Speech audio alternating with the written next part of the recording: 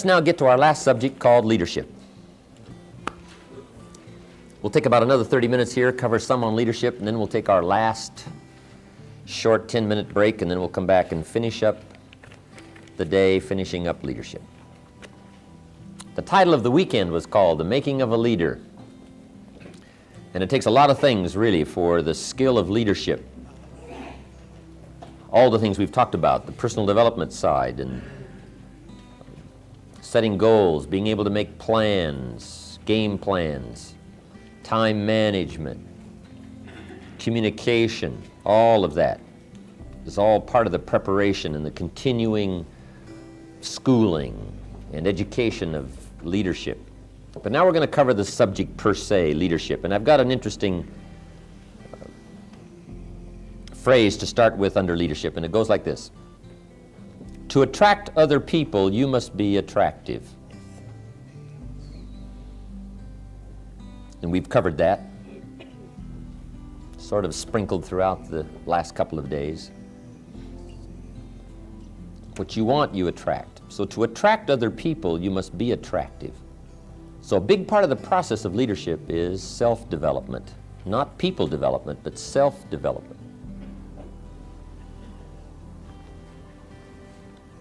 Leadership, the great challenge of the 80s.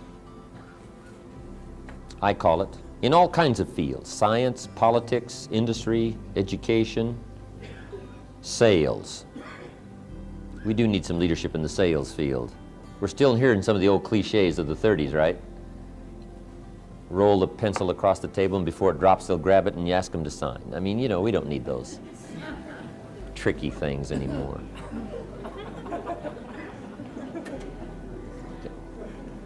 People are a lot more sophisticated. They're a lot brighter these days, right?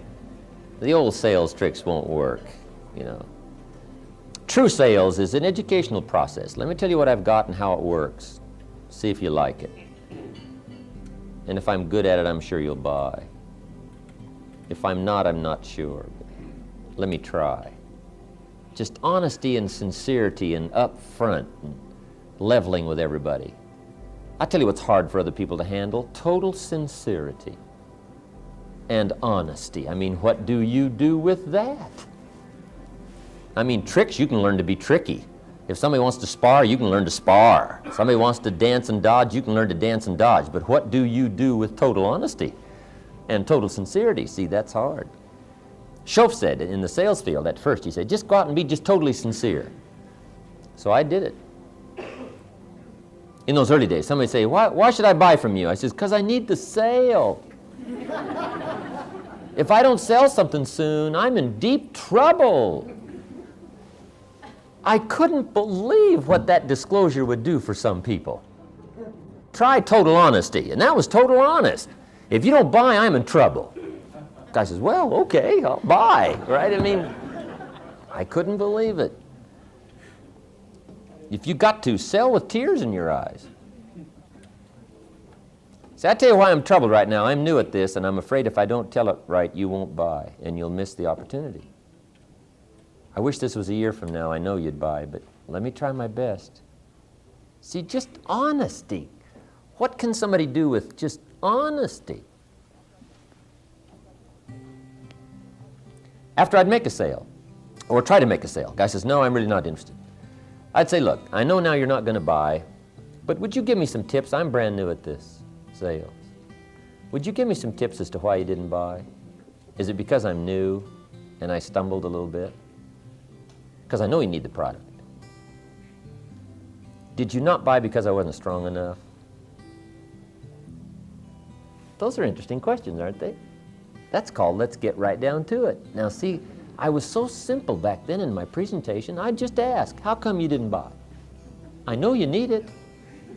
Is it because I'm new? Guy says, well, yeah, probably about a year from now when you get better, I would have bought. Said,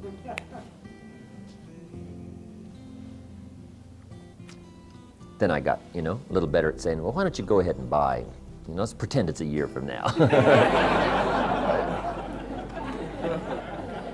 I don't know, just honesty. Just let it all hang out. Just tell it like it is. You just, being clever just isn't really the way to do it, just honesty. Anyway, we need some of that kind of leadership, instructions, helping people these days. Here's another challenge for leadership: parents. A lot of parents are hoping someone else will exercise the leadership role. Teachers, or the church, or the school, or the community. Somebody will take up the task of being the example of leadership. But this is a challenge for parents to take up themselves, to become leaders. Here's the real challenge for leadership. Leadership is the challenge to be something more than mediocre. The challenge to be something more than mediocre. It was said of Abraham Lincoln, when his mother died, he was at her bedside when she died, and her last words to him were, "Be somebody, Abe."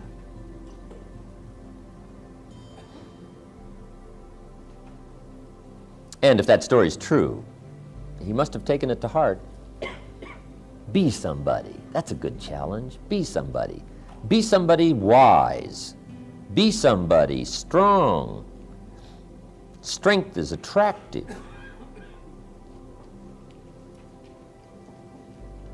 Be somebody kind. All of the attributes of leadership are a unique challenge. Now here's the real key.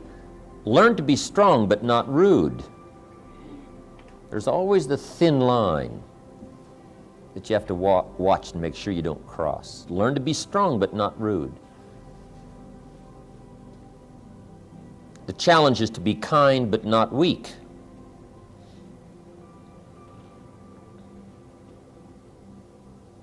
Learn to be bold but not a bully.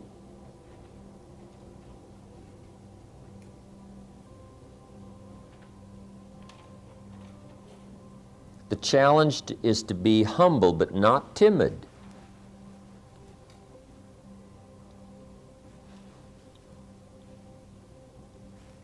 Be thoughtful but not lazy.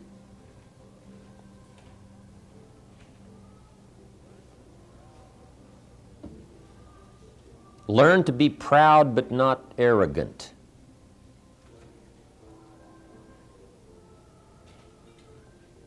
That's a challenge. Learn to have humor without folly.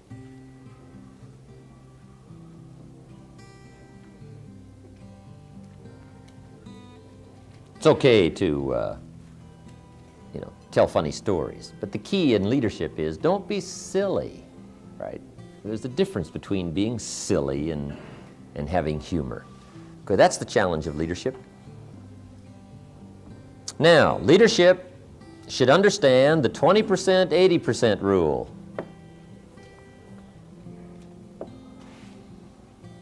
And the 20%, 80% rule, I don't know exactly where it came from, but if you're going to be involved with people any amount of time or any number of people from whatever walks of life, you've got to understand what we call the 20%, 80% rule.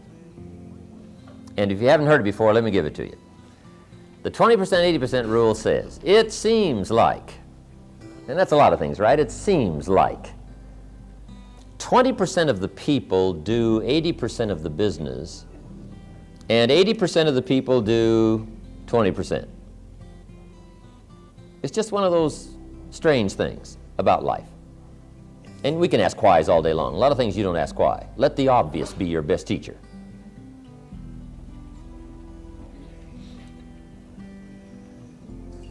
Almost any enterprise, right? Whether it's a business or a club or whatever. Sure enough, 20% of the people do 80%, 80% do 20%. Ask the minister of the church, right? Who picks up the tab here? I'll bet you he will say, well, let's see, about 20% of the people pick up 80% of the tab. And 80% pick up 20%. It's just one of those interesting statistics about life, okay? Now, once you understand the 20%, 80% rule, here's what you must learn to do as a leader. Don't try to change it. This is not something you change. This is something you work with. See, there's a lot of things in life you don't change. You don't say, I think I'll take fall and put it after winter. Say, no, no, no. See, that's too difficult. You don't change fall around and put it after winter.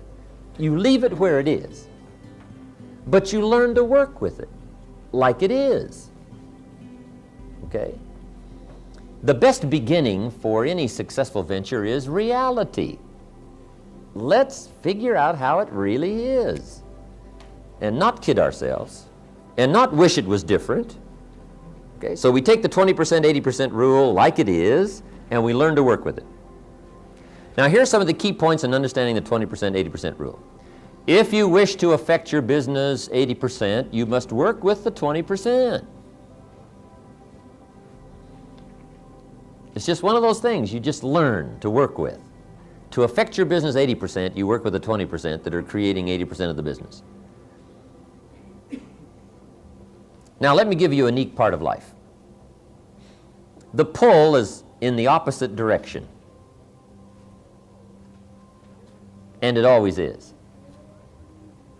Here's what success is. Success is learning to move in the opposite direction of the normal negative pull. Success is just overcoming the normal negative downward trend. Because I guess that's what life was meant to be, overcoming the normal negative downward pull. Success is moving in the opposite direction.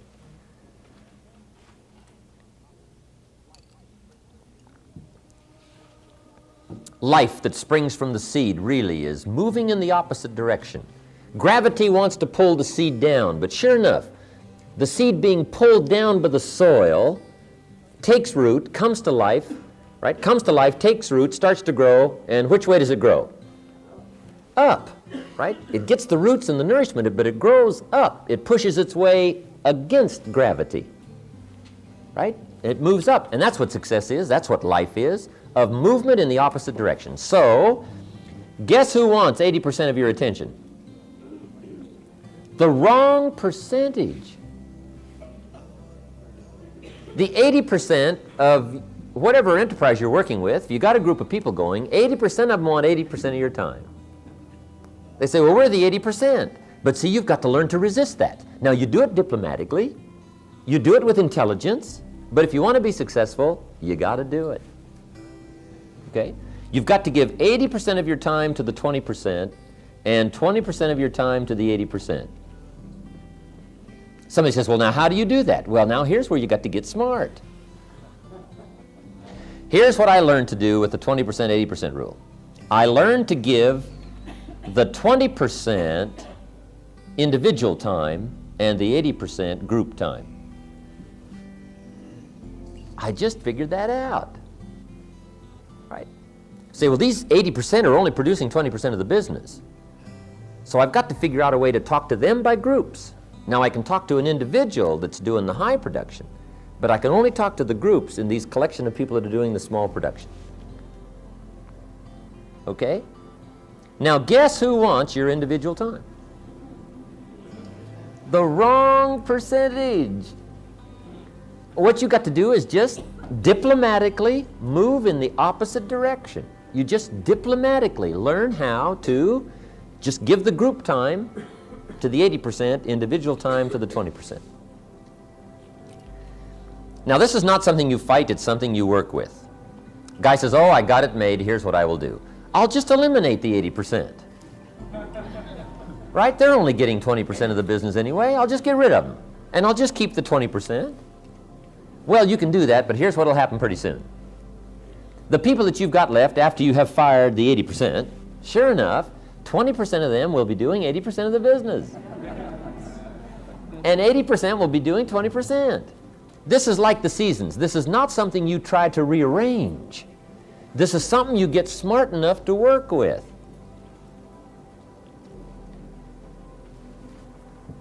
Now, every leader must have some listening time to what's going on in the field, what's happening with the people. Here's what you must do with your listening time. You must give 80% of your listening time to the 20%, and 20% of your listening time to the 80%. Now, guess who wants 80% of your listening time? The wrong percentage. So you just have to learn to be diplomatic. Okay? It's incredible. This is something you learn to work with and not against. Now, what you do is just learn to capitalize on the way things are. To create the market, most people buy when it's high and sell when it's low. Right? That's normal. That's the normal scare. That's the normal being uneasy. Buy when it's high, sell when it's low. Guess who becomes wealthy? The people who move in the opposite direction. Now that takes tremendous strength of will and capacity and knowledge.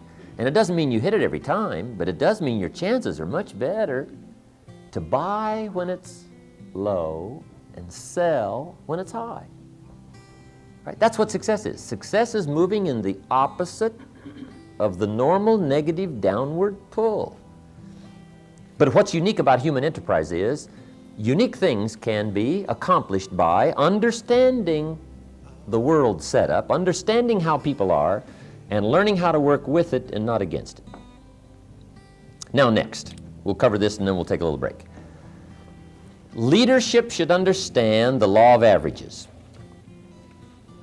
One of the most important studies to study is the law of averages. And the reason is because everybody's affected by it. This side of the world, the other side of the world. Business is affected by it, social, personal, people, religious, doesn't matter what it is.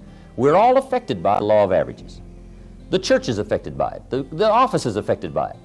The community is affected by it. The state's affected by it. The families, everybody's affected by the law of averages. So it's a good one to understand how it works, what's going on, so you're not disappointed and tipped over and upset. See, once you find out the truth, there's a Bible phrase that says, the truth sets you free. And it sets you free from animosity. It sets you free from being tipped over and bent out of shape.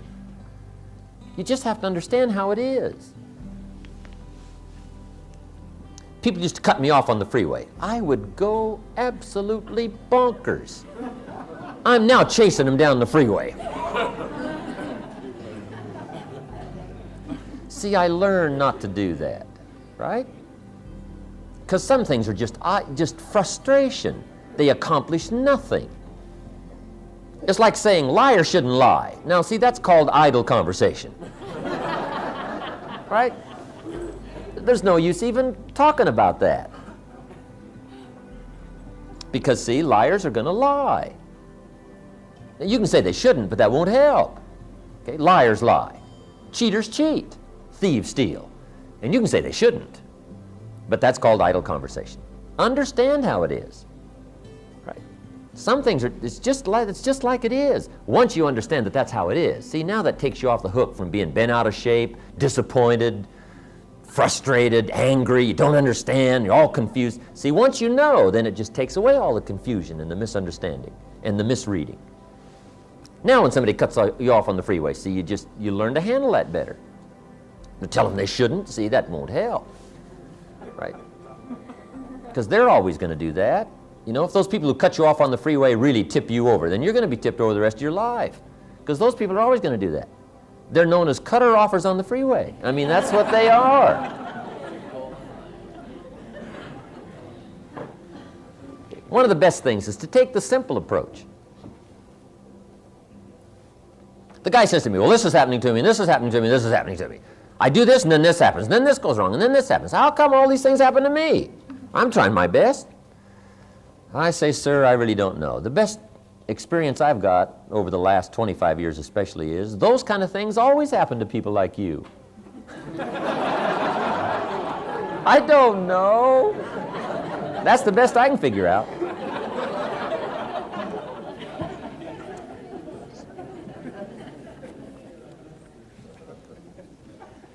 What you've got to consider is, if you wish for it to change, you must consider that perhaps you should change.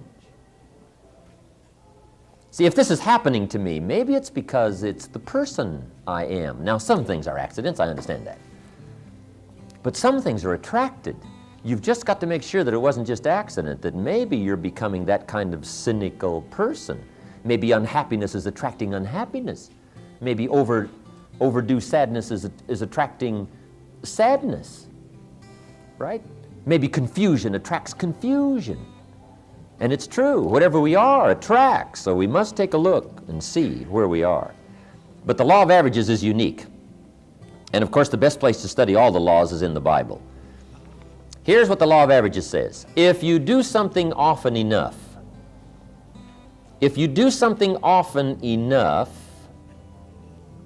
you will get a ratio of results. A ratio.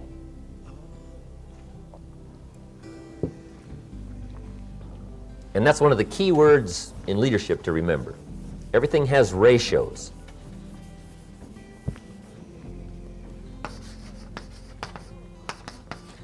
Now, what do we mean by ratios? Well, it concerns anything. Let's say you just joined a new company and you're out selling some new product. And you talk to 10 people. You're just brand new. You talk to 10 people. Say, I got this neat product. And you present it to 10 people. 9 say no. And 1 says yes. Now, already you've got your ratio going. And we call it 1 out of 10. That's fairly simple, right? No matter what you do, if you do it continuously for a while, you'll get a ratio, some kind of ratio. Okay. In baseball, what do we call it? Batting average. See, if somebody's pitching, you're up there swinging, sure enough. Now, even if you're an amateur, if you keep swinging, you'll get one, right? The ball will hit your bat. I mean, right? You just get in the way. You know, if you just do it often enough. But a ratio starts to develop, right? Now, here's an interesting question about the ratio. Who will this ratio work for? See, anybody can get a ratio started. That's a key word. Anyone can work on this ratio. Now, you might say, well, if you're getting started and 9 say no and 1 says yes, right, you're not doing that well. Well, see, at first you don't worry about doing well. At first you get a ratio going so that you can look at it and analyze it and see what's happening. That's why it's very important in sales we teach. Talk to lots of people every day, and at the end of the day, jot down your progress. This is why your journal is so important. At the end of the day, make a list of your progress. Here's what I did and here's what happened. So that you can go back over it and start analyzing it. So you can see what to fix and what to get on that's good and what to get off that's bad. But anybody can get one of these ratios going. Now, even those that say no are valuable because at first they listen to you practice your presentation, right? And we teach in sales, you don't want to make a sale, you want to become a salesperson. So these people who say no, they're listening to you practice. In fact, at first you might want to pay them. Say, here's $5, just listen to my presentation. I'm not that good at it yet. You know, whatever, right? To get this whole thing started. Now, this will work for anybody, 1 out of 10. Now, see, you can start to compete. Here's the next rule for the law of averages, the ratios. Once a ratio starts, it tends to continue. Once a ratio starts, it tends to continue.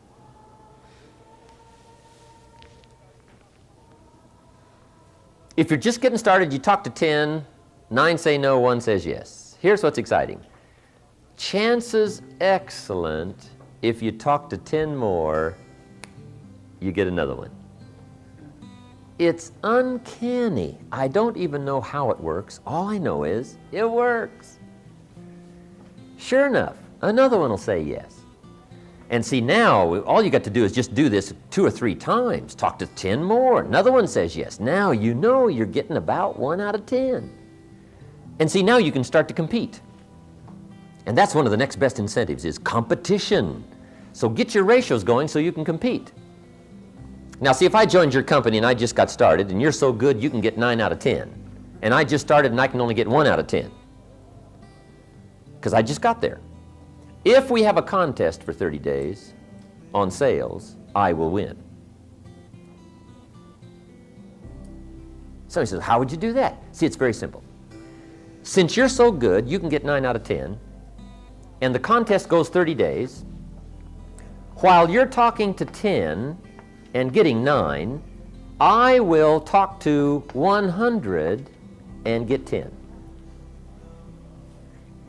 So that when the month is over, you've got 9, I've got 10. I win.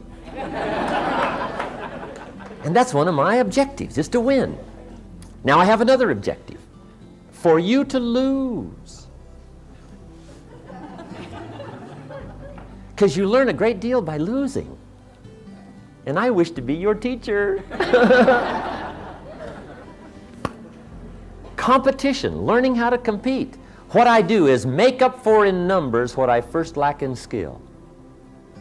Once you understand the law of averages, you can make up for in numbers what you first lack in skill. See, if I have to, I'll sleep 3 hours a day and work 21 or 20. I will, to win. Now, I can't do that forever. But if we've got something going, see, I'll just make up for in numbers. If I don't have the skill, I will make it up in numbers. Okay? Now you can start to compete, getting 1 out of 10. A ratio tends to continue. Now, who will it continue for? Anyone who tries, if you try. Okay? Now, here's the next key on the law of averages for the ratios. The ratio can be increased. Isn't that unique?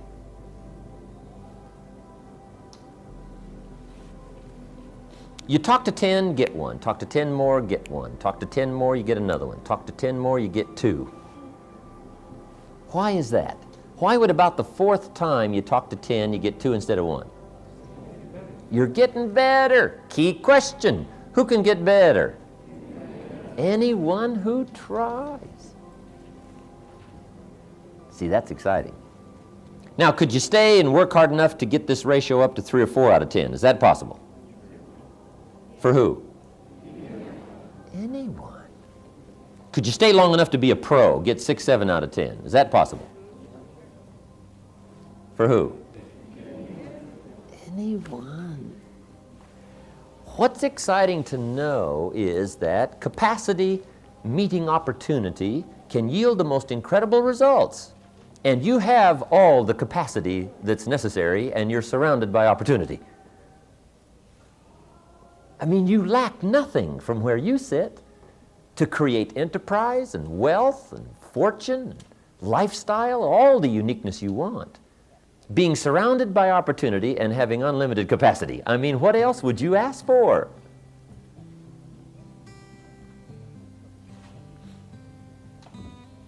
Some people say, well, could you just bring it to me? Well, no, no.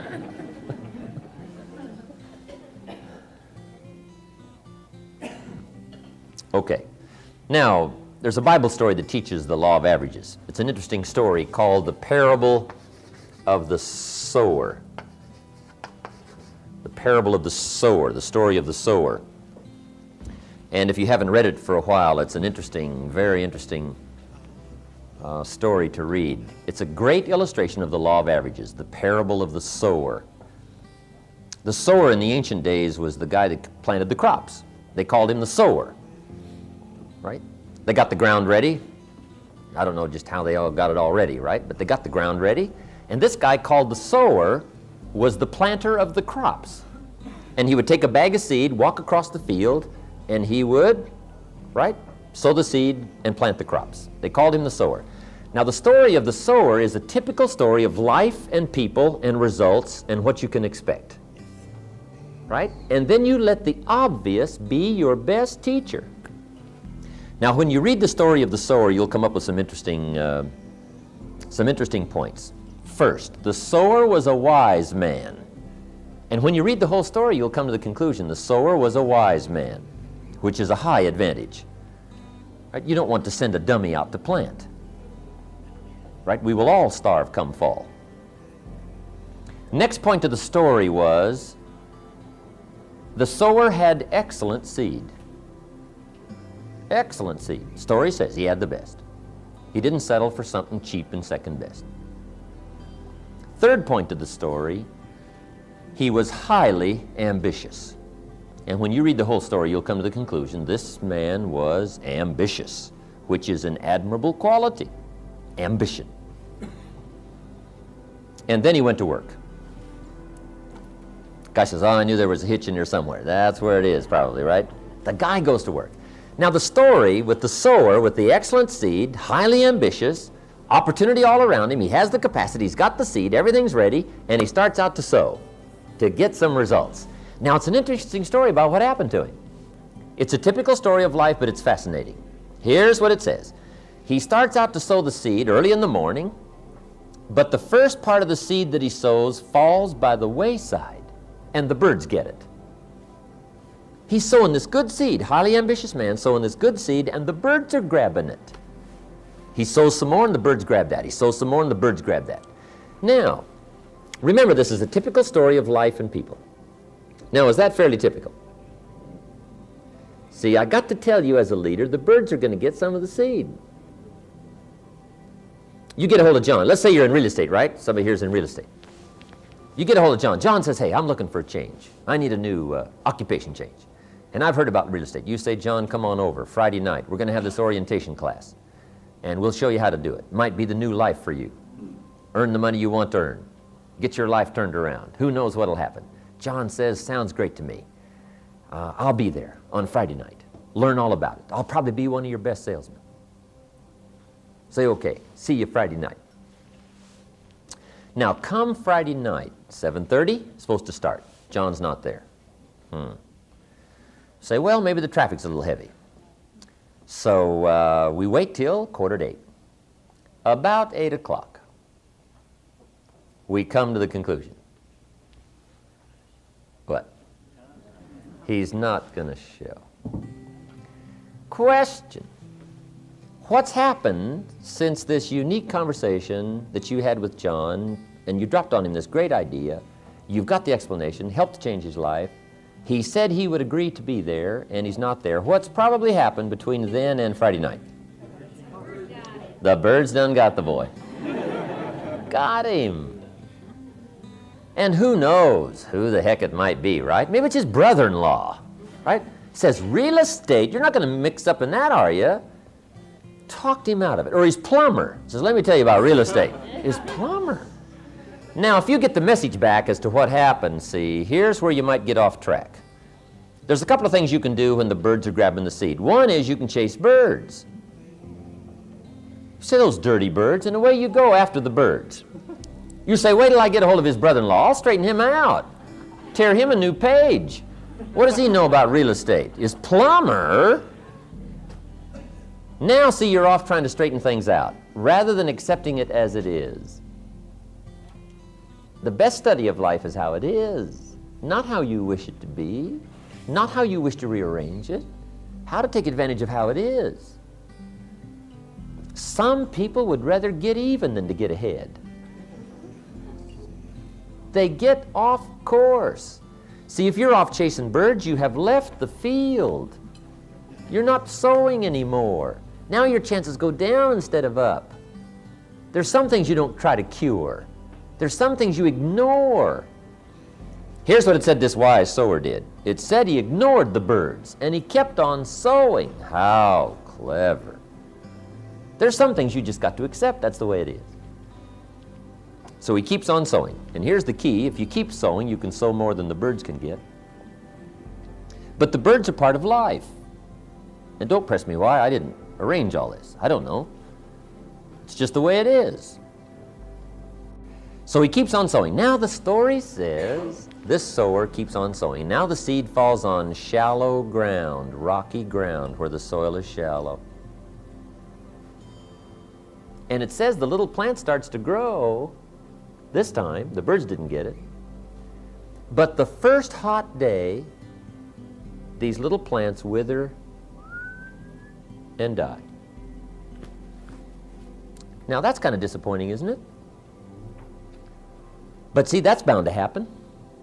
This time you recruit John. John says, I'll be one of your best. He doesn't show up at the third meeting. You say, where's John? Say, I don't know. Somebody said, boo. And he...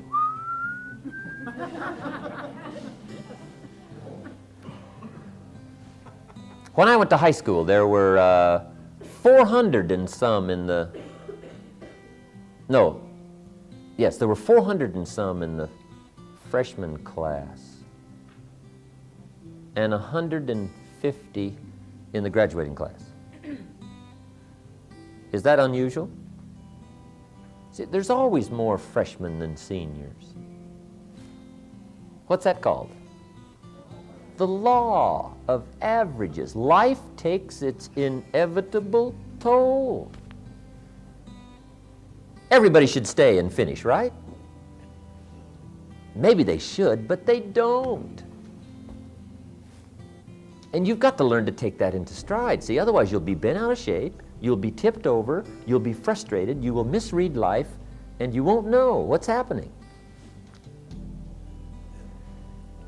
You've just got to understand, sometimes the seed falls on shallow ground. And it didn't say what to do about the shallow ground. It just said that's the way it is.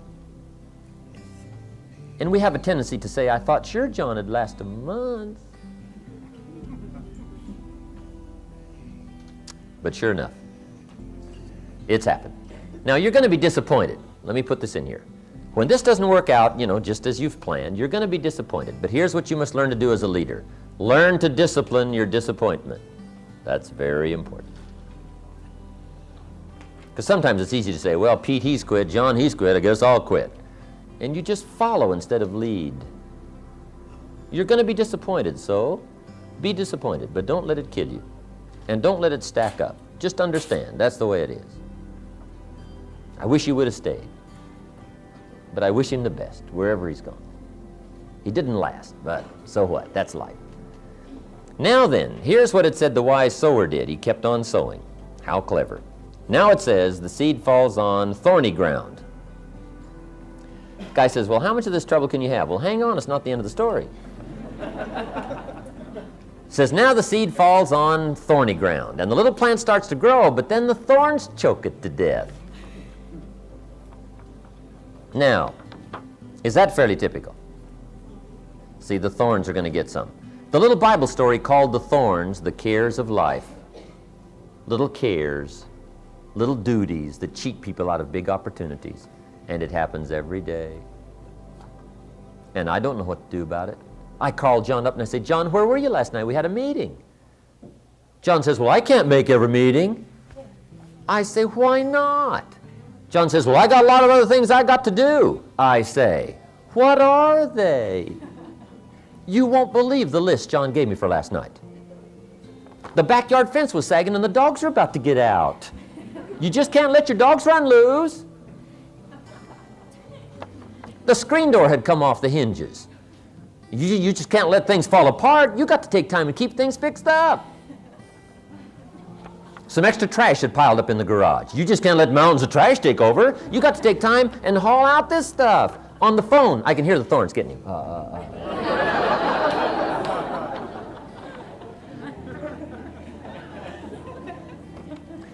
People letting little things cheat them out of big opportunities. Some people have the incredible ability to major in minor things. I drive through this little community. John's out there mowing his lawn, cussing the weeds, his face is red, and he's about to explode. I stop and I get out of the car. I say, John, what are you doing? He says, what does it look like I'm doing? I'm mowing this lousy lawn. I say, John, there's all kinds of little neighborhood boys around here. Mow your lawn. He says, well, they want $5. I'll mow it myself. I'll mow it myself.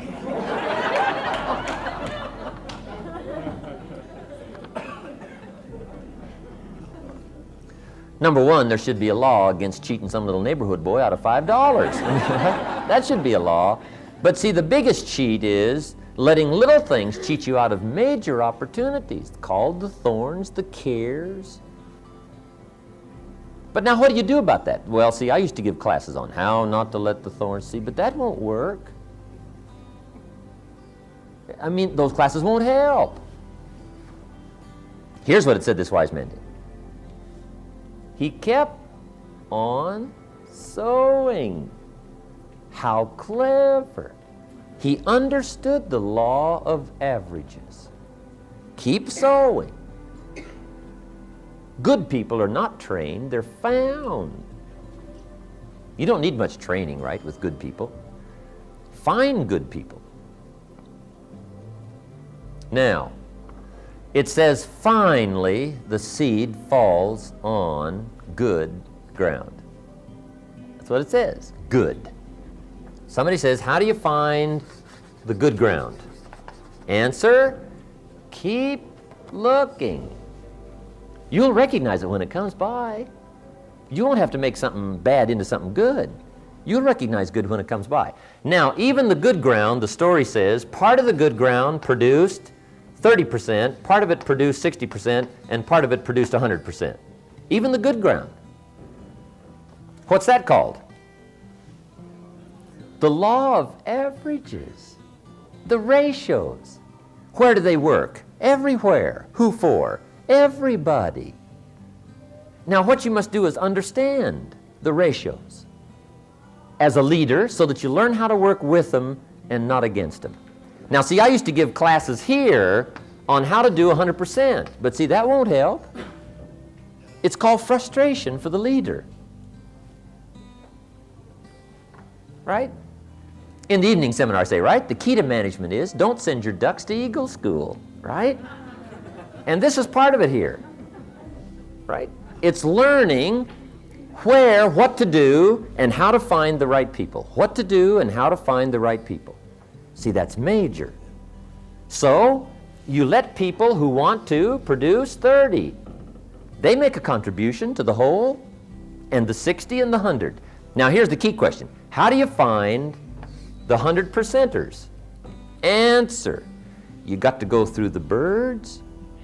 You got to go through the hot weather, getting some. You got to go through the shallow, rocky soil. You got to talk to the 30 people, the 60 people, to find you the hundreds. Here's what we say. If you want a lot of seniors, you must load the freshman class. Okay? That's how you find seniors. You just load the freshman class. And there's a lot of things, you just watch the process. You don't try to change the process. You just share the story and watch what happens. Share the opportunity and watch. And you pick by watching what happens. You don't force, you don't make, and you don't change. You watch. So it's called act and share and watch and pick. Okay? Act and share and watch and pick. And what's smart is to pick 100%ers that become 100%ers. Right? You look like a hero. And you don't try to make 100%ers out of people who are not going to do very much. And see, that's not on them.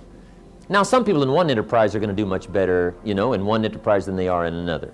But whatever enterprise you've got going, or whatever you're working with in the way of people, just understand the law of averages, and here's the key. Don't try to change it. Learn to work with it. Okay, is that helpful? The law of averages. I'm telling you, it'll save you a lot of heartache. It'll save you a lot of mistakes and a lot of errors and a lot of wondering and a lot of pondering, sleepless nights, agony. I mean, it just cures a whole lot of things once you understand the law of averages. Okay. Topic under leadership, how to build a successful team of people.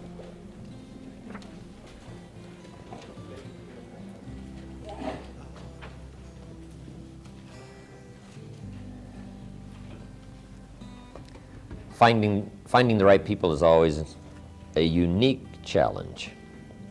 But that's where success comes from, the team effort. If you're going to put any kind of enterprise together that has a specific objective, being a national championship team or a business, an enterprise, a church, an organization, you've just got to find the right people. And this is how to build a successful team of people to accomplish a specific purpose. Now, if you don't have a specific purpose, then you can probably just use most anybody. But if you've got a purpose, whether it's a sales purpose or an office purpose or a real estate purpose or a church purpose or organization purpose or a championship team, right? If you're going to build an organization of people for a specific accomplishment, then you've got to have the right people. And let me just give you a little checklist we use around the world, trying to find the right people. First, there's a checklist of 3 things. First, you check interest.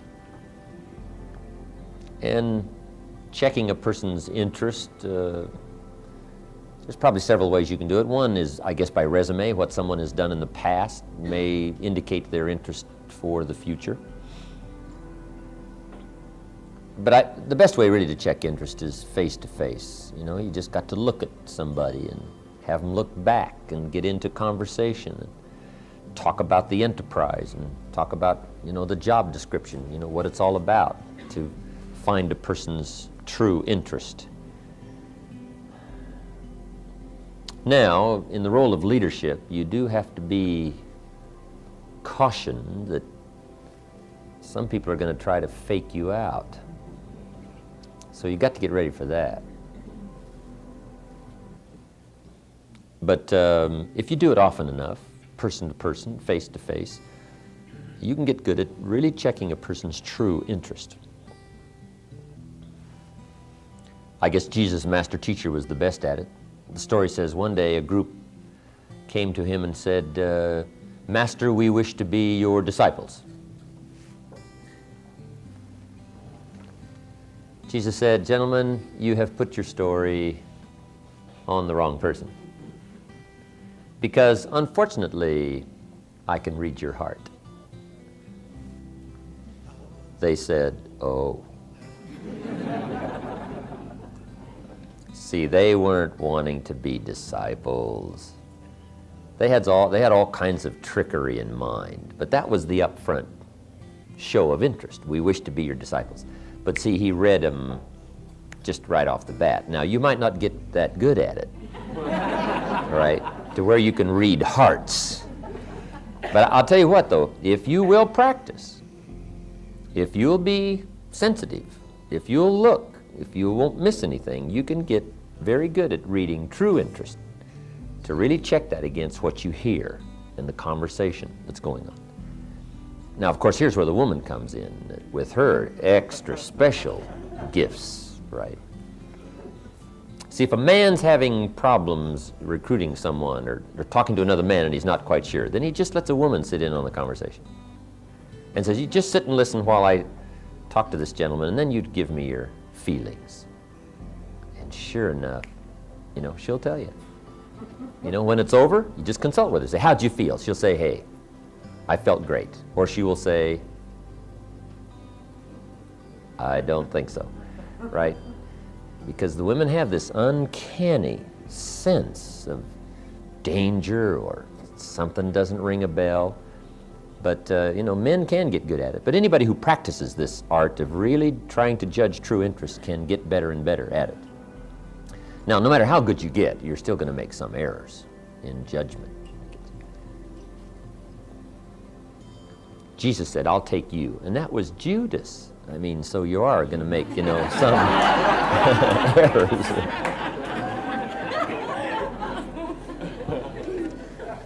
Anyway.